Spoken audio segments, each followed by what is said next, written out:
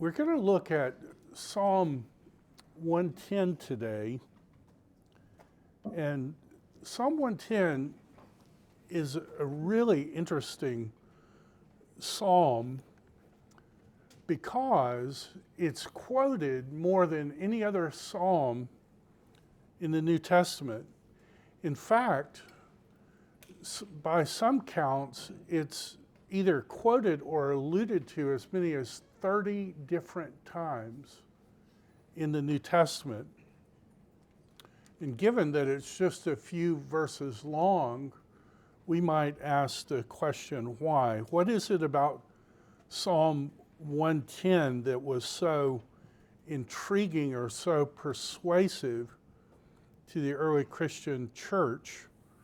This is a quote from a Psalm commentary. The New Testament either quotes the text of or alludes to the motifs in Psalm 10 more frequently than any other Old Testament text. And it's just a tiny little psalm. Psalm of David. The Lord says to my Lord, sit at my right hand until I make your enemies your footstool. The Lord sends forth from Zion your mighty scepter. Rule in the midst of your enemies. Your people will offer themselves freely. On the day of your power in holy garments, from the womb of the morning, the dew of your youth will be yours. The Lord has sworn and will not change his mind. You are a priest forever, according to the order of Melchizedek. The Lord is at your right hand. He will shatter kings on the day of his wrath. He will execute judgment among the nations, filling them with corpses.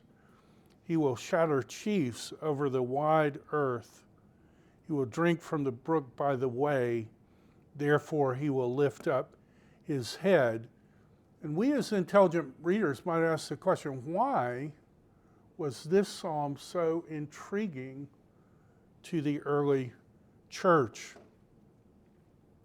Well, it's interesting that this psalm is expounded of the Messiah in the Targum. And if you may not remember, the Targum is the translation of the Hebrew Bible done by Jewish people into Aramaic once the Jewish people had lost the ability to read Hebrew. So Aramaic became the spoken language of most Jewish people. The Bible is translated into Aramaic. That translation is called the Targum. And so it's interesting that the Targum interprets Psalm 110 of the Messiah. And major Jewish interpreters like Moses Hadarson and Saadias Gaon and Isaac ben Amorah and the Midrash Telahim, all standard Jewish interpretations, expound this text of the Messiah. So the Christians are not doing something strange when they're saying it applies to our Messiah, Jesus. This psalm, John Gill, someone I look up to mightily, John Gill, the one Spurgeon was afraid to accept a call to the church because he was afraid he would never be able to fill the shoes of John Gill, and John Gill had been dead long before Spurgeon ever came to the church. John Gill says, this psalm is only applicable to Christ and cannot be accommodated to any other, no, not to David as a type, as some psalms concerning him may.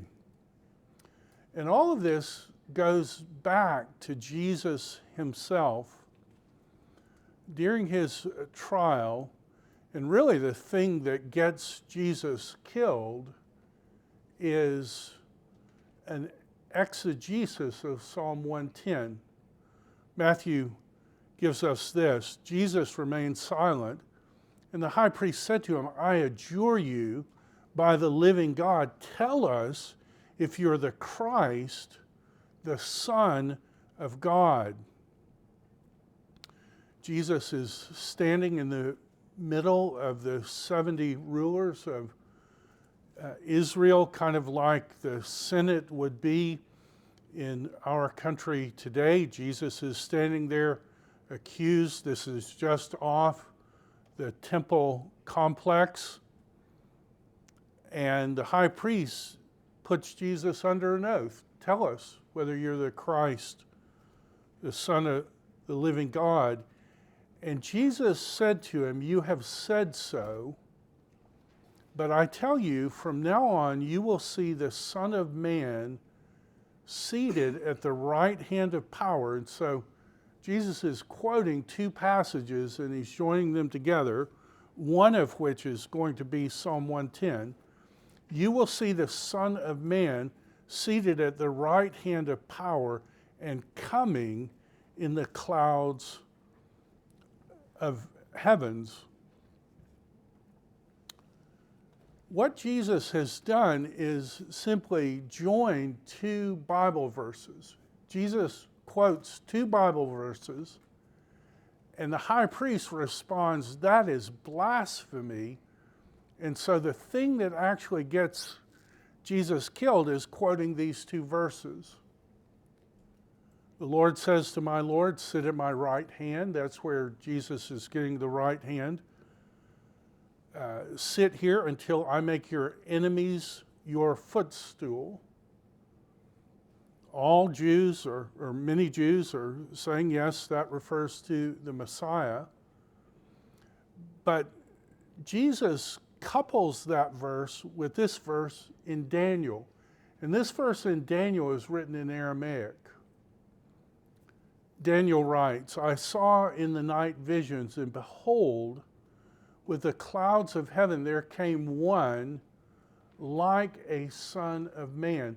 Now, if this were in Hebrew, it would be Ben Adam or Ben Ha-Adam. It's not, it's in Aramaic, another language, a Semitic language related to Hebrew, but a different language. "There came one like a son of man, and he came to the Ancient of Days and was presented before him." This is where the clouds of heaven part of Jesus' quotation is coming from. "And to him was given dominion and glory and a kingdom, that all peoples, nations, languages should serve him. And his dominion is an everlasting dominion which will not pass away, and the kingdom one that shall not be destroyed." And if you're having an intelligent reader moment, you might ask yourself the question, what's so blasphemous about this verse? This seems exactly the same as Isaiah 9 that talks about the child would be born, and of the increase of his kingdom there will be no end, and the government will not pass away, will not give it to another. What's so blasphemous about someone coming into the presence of God and being given a kingdom? All Jesus is doing is say, Psalm 110:1 applies to me, Daniel 7:13 and 14 applies to me. What's so wrong about that? Well, it's interesting when it says one like a son of man. In Aramaic, it's ke, which is like, that first little bit in red. And then bar, we know from the other day, don't we? Kiss the bar lest he be angry. So one like the bar and Enosh, the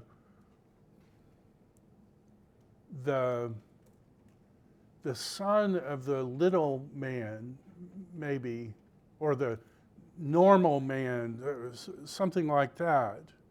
I saw one like the Bar Neshah, and you can see that little kind of M-looking thing on the top of bar is a cantillation mark, so that's musical notation. It doesn't count for anything, and you can see that Ke bar Enosh and kiss the bar, you can see those are the exact same words. What's so wrong about this sentence? The high priest loses it. Jesus quotes 2 Bible verses and says, these 2 Bible verses, what's so wrong with quoting 2 Bible verses? Well, if we were Jews, we would get this like immediately. And it has to do with the word serve. Let all nations serve him. And I think I may have the slide out of order, but it will come up. We'll just go through the psalm and look at it together. To or for David, this is the standard way that you signify who wrote this psalm. So David wrote it. It also has a slight ambiguity because it also can mean this is given for David. So David wrote it, but it might be for David's benefit as well.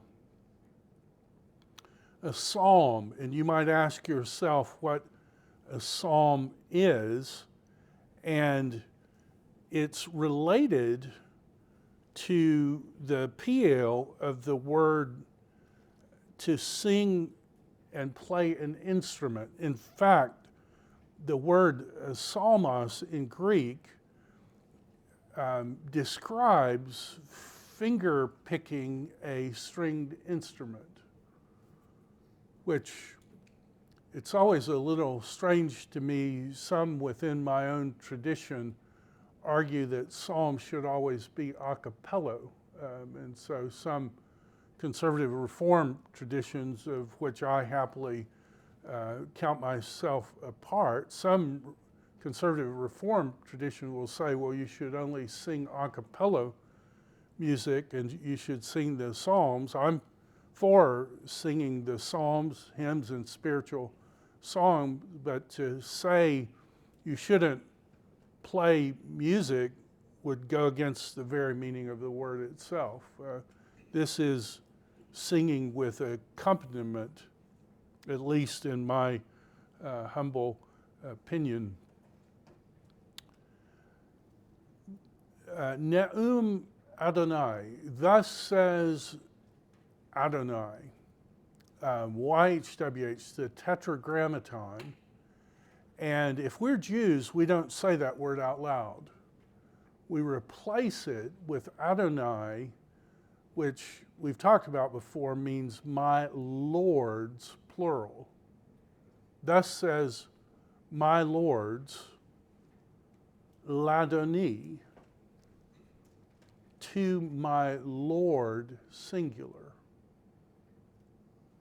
Thus says, if we're speaking this, singing it out loud, we're saying, thus says my lords, YHWH, to my Lord, singular. And you may have an intelligent reader question, who are the Lords plural and who is the Lord singular? That seems a fairly obvious question to ask. Adonai says to Adoni, my lords, YHWH, says to my Lord, singular. And Jesus simply asks a question, if David calls him Lord, how is he his son?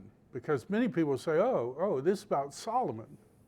Solomon is Adoni. Solomon was the king, and so David says, thus says Adonai to Adoni, Solomon. And Jesus just asked the very penetrating question, if it's about Solomon, how does a father call his very own son his Lord? And Jesus in that question is saying that doesn't make sense. This is not about Solomon. Jesus said to him, "You have said so, but I tell you from now on, you will see the Bar Nishah, the Son of Man, seated at the right hand of power and coming with the clouds of heaven." You will see it. You will see the Son of Man coming. And Jesus is merging Psalm 110 and saying it's not about Solomon. He's saying it's about me, and Daniel 7 is about me. And the high priest loses it and says blasphemy. Well, all Jesus is doing is going to these standard messianic texts and asking some very good questions. For unto us a child, I think there in Hebrew, a yeled is born. Unto us a son, notice that, a son is given, and the government shall be upon his shoulder, and his name will be called Pele, which I'm going to translate miracle. Who is he? He's miracle. Pele. He's Eitz, counselor. You ever had a counselor who could solve your problem? And I remember I was having a problem one time. I went to a doctor who was a specialist. We kind of talked through things going on, and he asked a question, and I said, "Well, no, I'm not doing that." And he said, "Do that and see what happens." I did it, and it fixed my problem. That's what's describing Jesus. He's the miracle, and he's the Eitz. No problem there. That's what you want in a Messiah. But here's where it starts getting strange. He's Pele, he's Eitz, he's El Gibor. He's God, the mighty warrior, God who comes down and fights for people, God who stands between you and your enemies, God who says you will not pass. And you start answering the question, how's this little baby God? Because El Gibor in the very next chapter is God's very own name.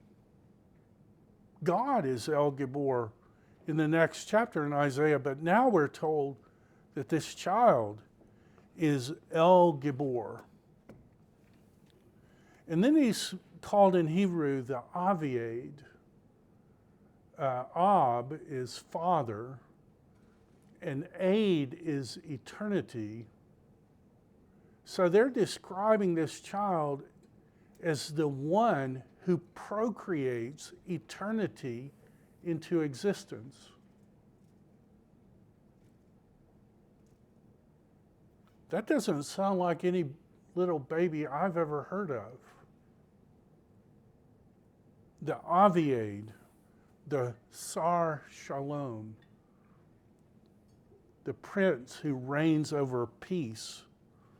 Of the increase of his government and of peace, there will be no end. This is one of the reasons I think the Bible teaches a hopeful eschatology. I have really good friends who think I'm lost my mind for holding that view. I'm happily a postmillennialist and point out so was Augustine, so was Athanasius, who's called the patron saint of postmillennialists, so is B.B. Warfield, I think R.C. Sproul, and oddly enough, William Jennings Bryan was postmillennialist. It is a minority view, but it's a significant minority, I would think, so I don't mind holding it. Of the increase of his kingdom, there will be no end. His kingdom isn't going to fail. The Bible isn't predicting 3 people will be left and then Jesus comes back. I think the Bible is predicting that the new Adam and the new Eve together as the new power couple will be fruitful. The more they love each other, the natural result, the more children are born. Be fruitful, multiply, fill the earth, subdue it, rule over the birds of the air, the fish of the sea, and rule over all the things that creep on the ground. And in this story, who's the grandmaster, creepiest creep of them all? This sounds like victory to me. And Jesus is simply taking this verse, tying it with Daniel 7 and Psalm 110, and saying all these verses apply to me. What's going on? Well, if we were Jews and God said, let all the nations serve him, in Greek, the word that's used there is latruo. And that isn't served just in any sense, that's religiously served. In fact, it's the same word in the Ten Commandments when it talks about idols. It says, do not make for yourself an idol. Do not hishtavah them, bow yourself down to them. Do not, in Greek, latruo them. Daniel 7 is hard because God is saying that the figure being presented is the object of worship. And I think this is what's going on. We've seen many times in this class the plurality within unity of God passages. The Bible starts off that way.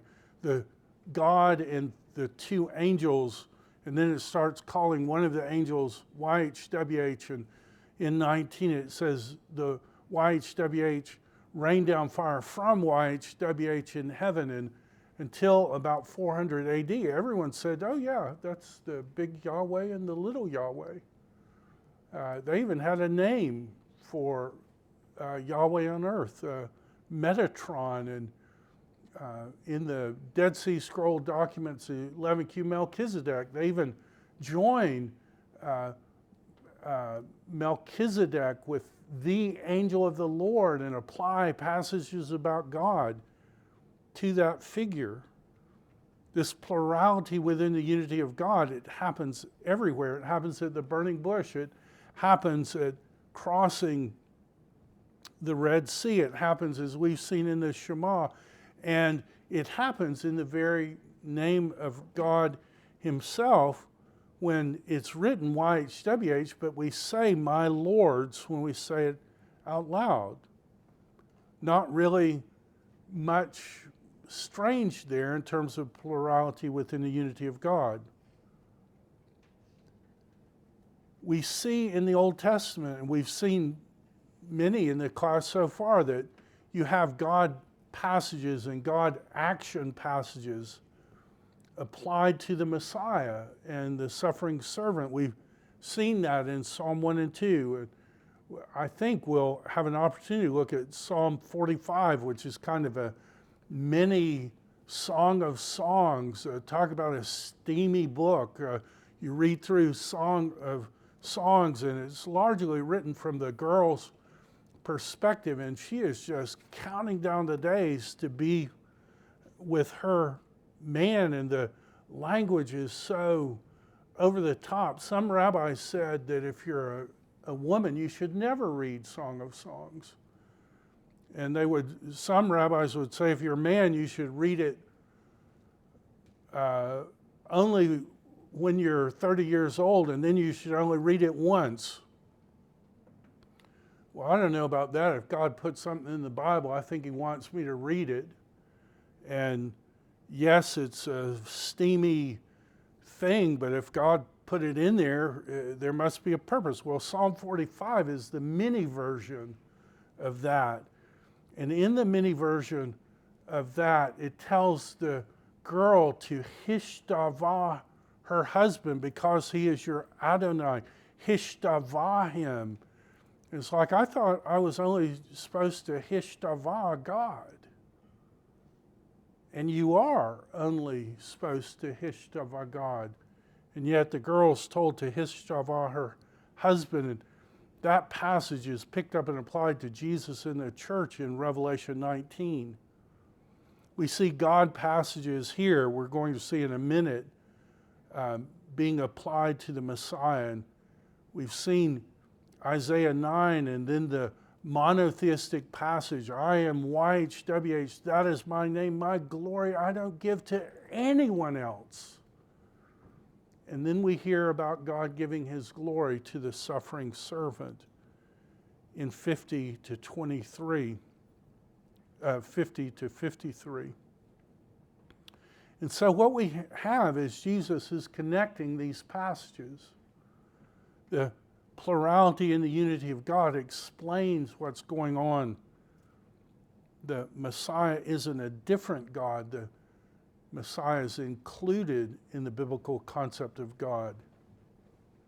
And then we come to this mysterious figure in Daniel, in the Aramaic section of Daniel 7, 13 through 14, one like the Bar Nishah, who's presented before God in a way that's seemingly inappropriate for a mere human being. What Jesus is doing is connecting these passages, and he's saying all these passages belong to me. I'm the one who makes sense. And once the high priest realizes that, he says blasphemy. All Jesus has done is quoted Bible verses. And it's blasphemy. That's why it's so strange to me when scholars say, oh, Jesus never called himself God.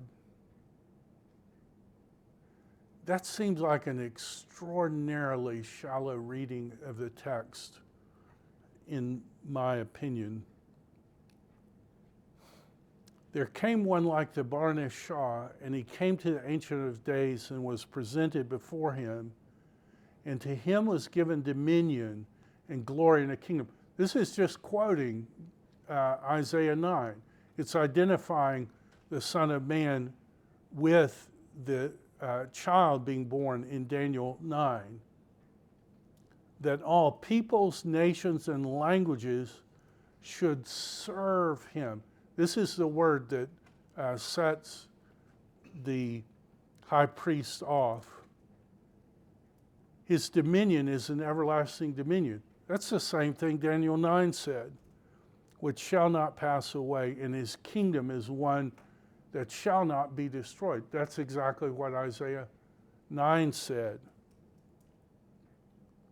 So here's the text that all peoples and nations and tongues to him, and then this is the word that does it, will serve him, will latreusa him, will religiously worship him. And we come to the text. 10 Commandments is this is second command. You shall not proskuneo them, where you just fall down on the ground and worship them. Don't do it. Oddly enough, this is what the girl in Isaiah 45 is told to do when she marries her husband, to proskuneo him. But God is saying don't proskuneo anything but God, and don't latruses them. Don't serve them, religiously serve them. And the text is telling us that God is saying of the one being presented as the Bar Nishah, latruo him. Religiously serve him. Psalm 110, sit at my right hand until I set your enemies as a footstool for your feet. We don't have really time, and I ran out of time this morning when I was tweaking this slideshow. But this word right here, your enemies, it's the same exact word, or nearly exactly the same word, when it says, when God's kicking Adam and Eve out of the Garden of Eden, and he says to Satan, I will put hatred between you and the woman, and between her seed and your seed. This is the exact same word. The ones who just are hating the Messiah will be made a footstool for your feet.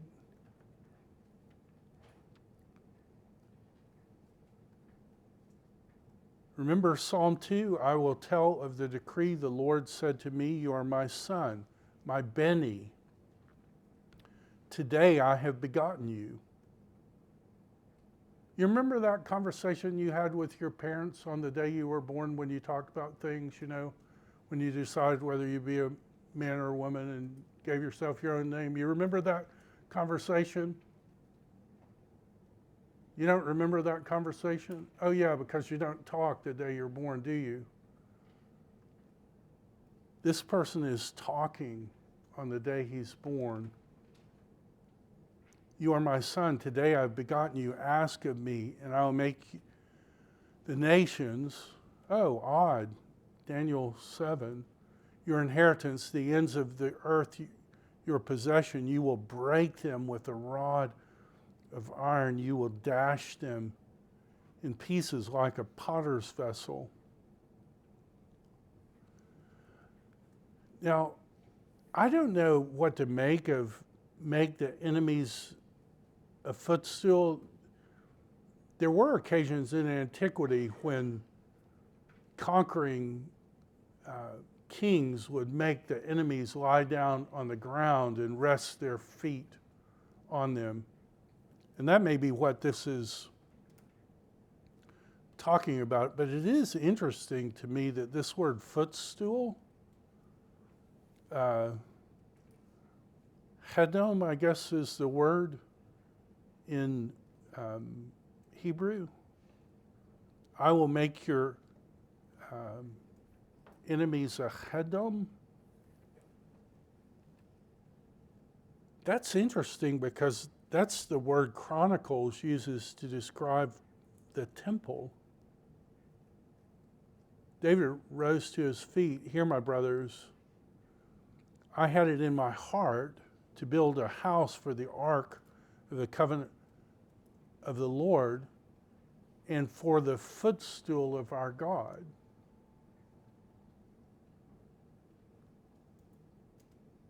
Could there be double entendre there?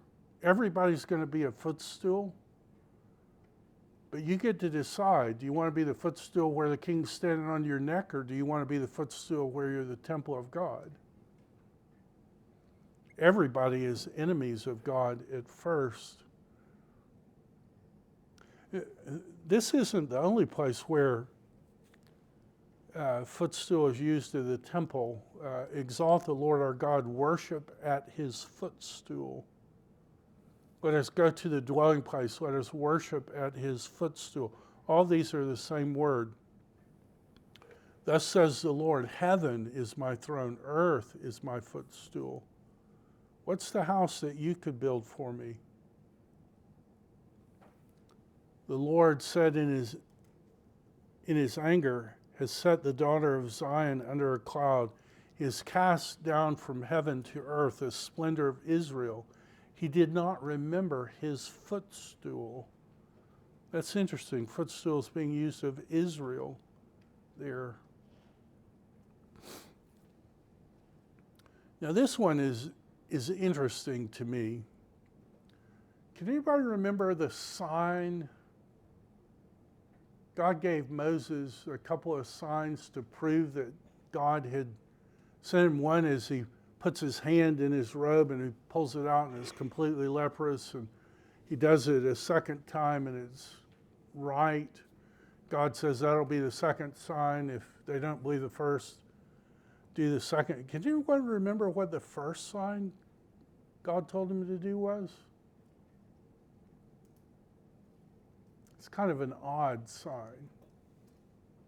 Staff becoming a serpent? Yeah. Tells him, what's that in your hand? And he says, a staff. He says, throw it down, and it turns into a serpent. And now God says, pick it up by the tail, which I don't know about you. I hate snakes. I can't imagine, particularly a venomous snake. Moses did it. It turned back into a stick. Does that seem like a weird sign to you? Like, why would he do that? If we were Hebrews, we would get that immediately. Let me see if I can help us. The word there is this word here, mateh, the mateh of your strength, the Lord will send from Zion. And if you ever want to know what a word means, just look it up where it appears elsewhere. And if we do that, the mateh, when Moses holds it up, they conquer in battle. When he drops it down, they lose. The mateh is thrown on the ground. God uses the mateh to split the abyss of the Red Sea, and Yabashah appears, and they go over. And you might say, Judd, I'm not getting it yet. Okay.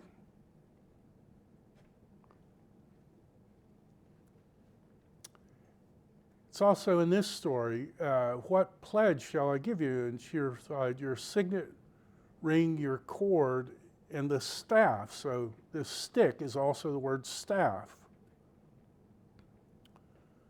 The Lord said to him, what's that in your hand? He said, a staff. This is the same word. Throw it on the ground. Became a serpent. Okay, same word mateh appears in this verse. Same exact word.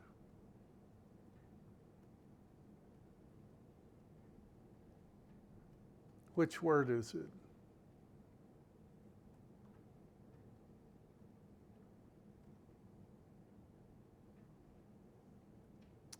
It's the word tribe. Okay, you tell me, do you know a tribe that was thrown to the ground that turned into a serpent? That was vile and wicked and would kill you if you had anything to do with it? And a tribe that was, do you see the sign, the leprous and the non-leprous? Like, do you know anywhere in the story where a tribe becomes something vile and then stops being vile and turns into something powerful? It's ringing a bell to me. And you say, well, how often is it translated tribe? I don't know how many times this word appears. I'm assuming hundreds and hundreds of times. The blue is how often it's translated tribe. How many times is it translated scepter? Because I'm seeing one tiny little version, which I'm guessing that might be the one time it appears in Psalm 110. I think it does mean scepter, but it's scepter, tribe. In fact, I think that even the word marriage bed comes from that root.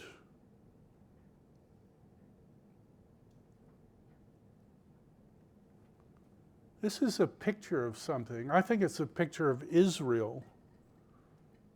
I think this is a picture of the tribe of God, the tribe of your strength. The Lord will send. You sit right here, and the Lord is going to send out your tribe from Zion. And when I read this verse, biblical theology bells go off in my head. You sit here, send out your tribe, and say to the tribe, Radah, in the midst of your enemies. And you might say, Judd, why is that making biblical theological bells go off? Well, it's this word, Radah, this command, this imperative, because this is a significant word. We've seen it before. Do you know where this word appears? It appears in the Garden of Eden when God says, and does he say it just to Adam, or does he say it to Adam and Eve? Be fruitful, multiply, fill the earth, subdue it, radah, over the birds of the air, the fish of the sea, and all the creeps that creep on the ground. Who does he say that to? Does he say it to Adam, or does he say it to Adam and Eve?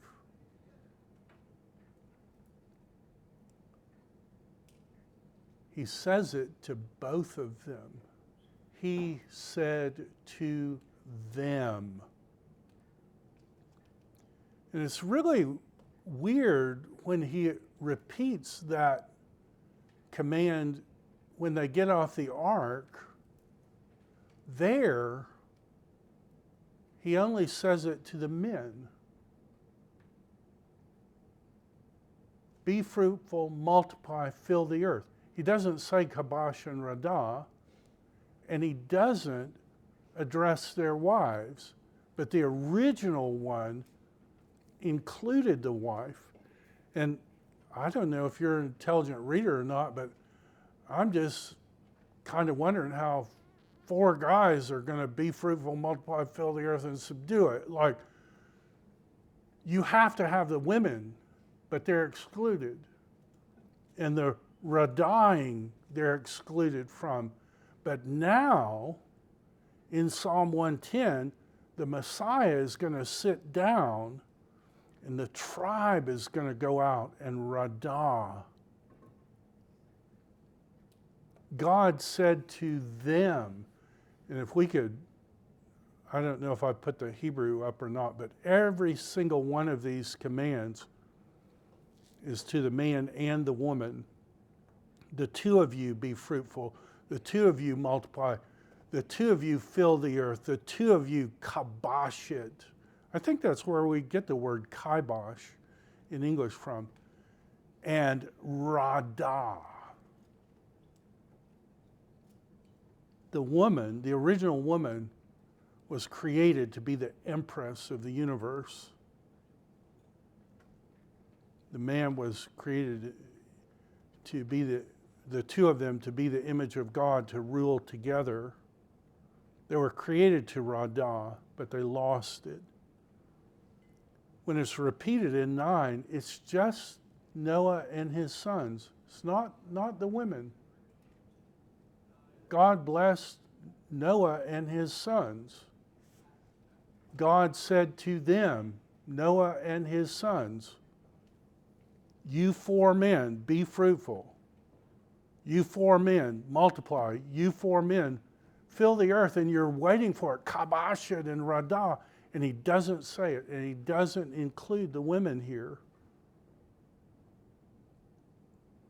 Why are they omitted? If the woman is included in the beginning, why aren't they included here? And you start realizing the meta-narrative. Here's the radah you're looking for. The Messianic king has sat down, and his tribe is being sent out. I don't know if this is right. I've said this before. I think it's right. When God says that the seed of the woman will crush the serpent's head, and then Paul in Romans 16 applies that language to the church. He says, I know that God will quickly crush the serpent under your feet. The promise was to the seed of the woman, but Paul applies it to the church, the bride. I don't know if this is right, but I wonder if it's right. It isn't enough for God to destroy Satan. Jesus could speak Satan out of existence. But Satan picked on a girl. He picked on a girl because he thought he could get her to use her beauty to talk the man into disobedience. And if he could talk the man into disobedience, the man would violate the direct command of God and he would get what he wanted. It's not enough for God to destroy Satan. He picked on a girl. What if God is going to use the girl as she is in love with her husband? The two of them are dancing in each other's arms, and she doesn't even realize it, but she's trampling the brains out of the serpent. God is using the dainty little feet of the new Eve to bash the serpent's brains in. You picked on a girl, you picked on the wrong girl.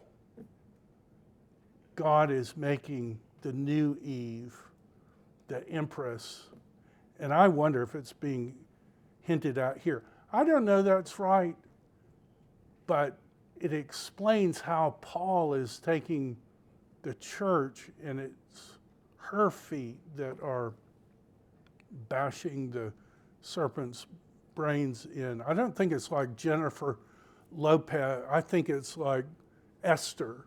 You know, she throws a feast for her husband, and then finally she says, hey, could I have my life? And her husband says, what do you mean? And he says, this wicked Haman's trying to kill me. And the moment she says that, Haman's dead. Could that be what's going on here?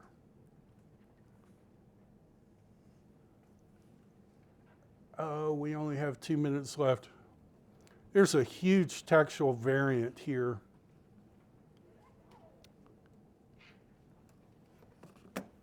You know, we've talked about these little blue letters. What do these little blue letters mean in the Hebrew?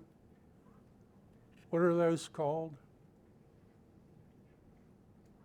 Aren't they called textual variants? And remember, Christians weren't even involved with keeping the Hebrew text. So whenever there's a textual variant, it's always Jewish people who have control over all of it. I don't know. You tell me, did the scribe not like something that was in this sentence?